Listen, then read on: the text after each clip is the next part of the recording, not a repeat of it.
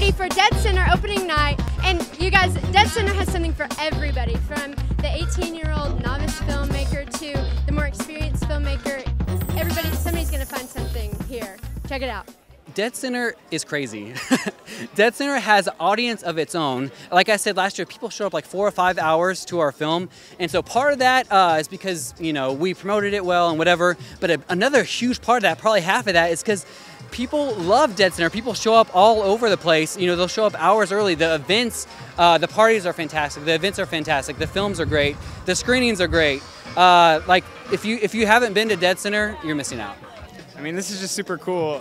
Whenever I came and I was going to write the movie, it was really just like this is a fun thing that we're doing in 48 hours, and I had no idea that, you know, in like a year I'd be on a rooftop at deadCENTER getting an interview about it. It's just really cool to see it come that far.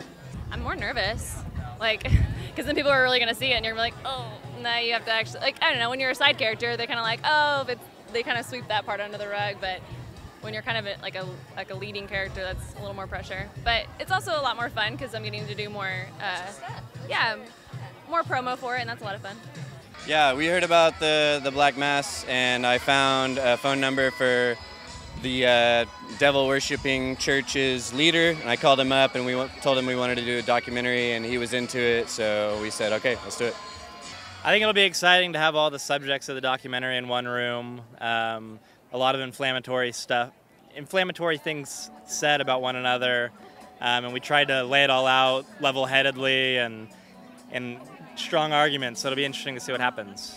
deadCENTER could probably help by continuing to offer the most diverse array of programming and recognizing that there are very broad and diverse audiences within Oklahoma itself, and by showing a perspective, like, you know, maybe for a Latino audience, showing a Latino filmmaker who's made a film, and for that community member to be able to see somebody like themselves and to think, oh wow, I can do that. Or on the Native perspective as well. I know Sterling Harjo's film is premiering on Sunday, and you know, and I've been working with Sterling for going on, wow, probably like 13, 14 years now since he first aspired to be a filmmaker.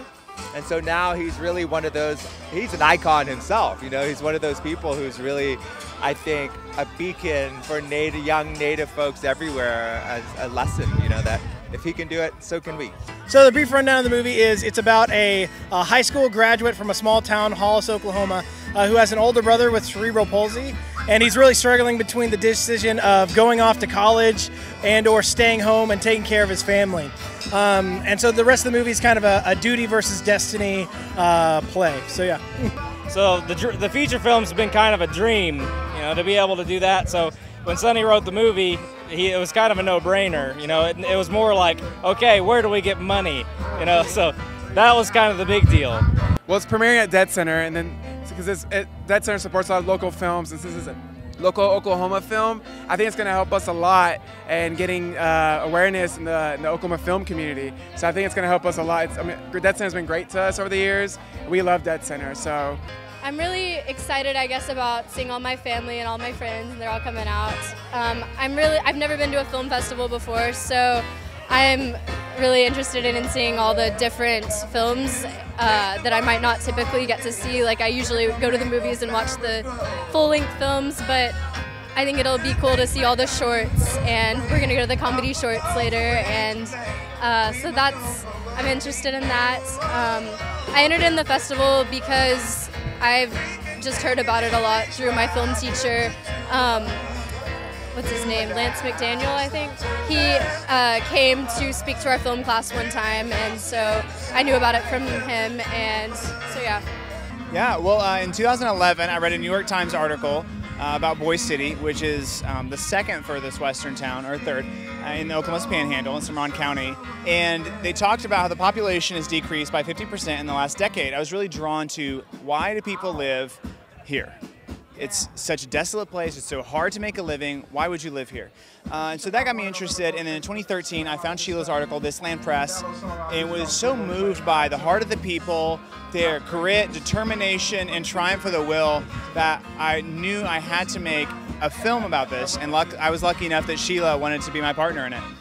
How about you?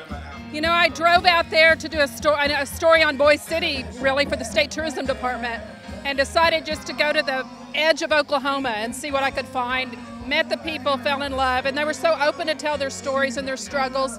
You know, growing up in Oklahoma, you hear the phrase no man's land, but until you're out there, you don't realize what that means. It's over 30 miles to the nearest grocery store. The hospital's, what, 60-something miles or more away.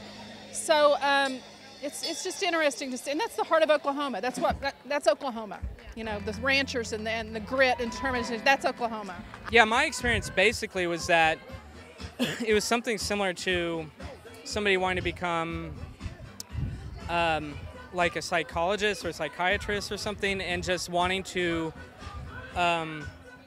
help someone really hurting and in pain that is sort of paralyzed from their grief, to at least get a slight, a step or two above where they're at in life, at that moment. But yeah, I mean, and the kids are not strange or dark people, which is something else I expected. There's a lot of joking and a lot of just, playing video games and bowling and concerts on the weekends, and they're really normal kids that wear band t-shirts to class, and yeah, so I think that was something else I was wondering, that, clearly the industry is going to have its black sheep, just like any workplace, but yeah, I think basically it's people wanting to help. Well, I wrote an album of songs about Will Rogers, and I knew I wanted to record the album in an interesting way, so I decided to travel the country to places where Will Rogers went, and I performed the songs in locations specific to Will's life. The songs pertain to that location, each specific location. And when I decided to go to that length to make a record, I decided to, first I decided to bring a photographer, and then I thought, well, let's bring a videographer too, and it snowballed from there. I actually was my brainchild. My friend is Renee Gutteridge, the writer, and I've been a big supporter of her. She used to have 20+ published novels. And so, yeah, from Oklahoma. We go to church together. So I said to her one day, like, hey, if you were going to make a movie out of one of your books, which one would it be? And she said, oh, that's easy. It would be Skid. And I was like, oh, really? Why was that easy? And she said, well, it's really conducive to film. It takes place in a limited location, so it's somewhat cost-effective. It takes place basically in 24 hours, so that makes you limited on wardrobe. So really, it's just kind of a movie for a first time. So it's my first movie to produce, but it's not Ryan's. He's done a couple, three features. Yeah, I had done 2 other features before this, but this is kind of my third.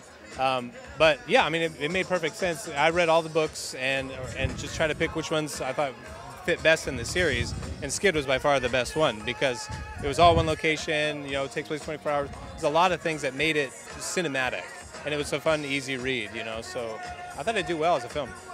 My favorite thing about Dead Center Week, seeing all of my friends that you see once or twice a year, we're all kind of all in the same spot, and also meeting new people, meeting new creatives. In the creative industry, it's really easy to kind of insulate yourself, kind of lock yourself in front of your computer in a dark room and make stuff. I'm an art kid, but like art kids need to be social. Art kids need to meet other filmmakers, other, musicians, art kids, everything. And, filmmaking is a team sport. And so Dead Center is a great time to build that team up, reconnect with friends, make new ones, and just really have a lot of fun, with all your friends. Nick Offerman is just an incredible, magnanimous, generous, warm, hilarious, loving human being. Talented. Yeah, so talented. We were so just elated to have him be a part of this. And he showed up on set. We didn't really know him very well, and he showed up and just broke our balls the entire time. but in a fun, jovial. I don't know him personally, but I feel like he would be someone to do that. Yeah, I mean, he's the kind of guy that walks in a room and knows he's like the coolest guy there once. No, he's just great. He's just so awesome. He brought a lot of just great energy to the set every day he was there, and we're just so thrilled that he's a part of this. Oklahoma might have the first okay, but Oklahoma City says, why yes to me? Yes. What do you want to do? I want to jump around and be ridiculous. When you want to do it, we'll all be there. The biggest thing about this film that kept me going was like the fact that we are so supportive, and the fact that that's the bottom line. We're so supportive. And like, you want a family? I go to bed every night and say, good night, family, because Oklahoma City is a big artist community. Without any of these festivals, it's just so. How about this? It's yes.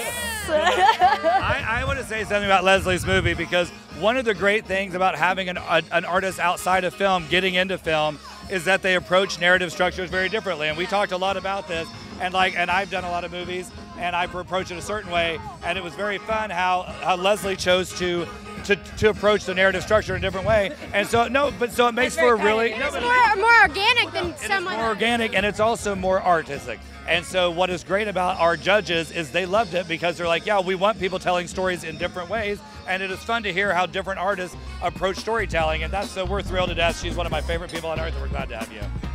I love you.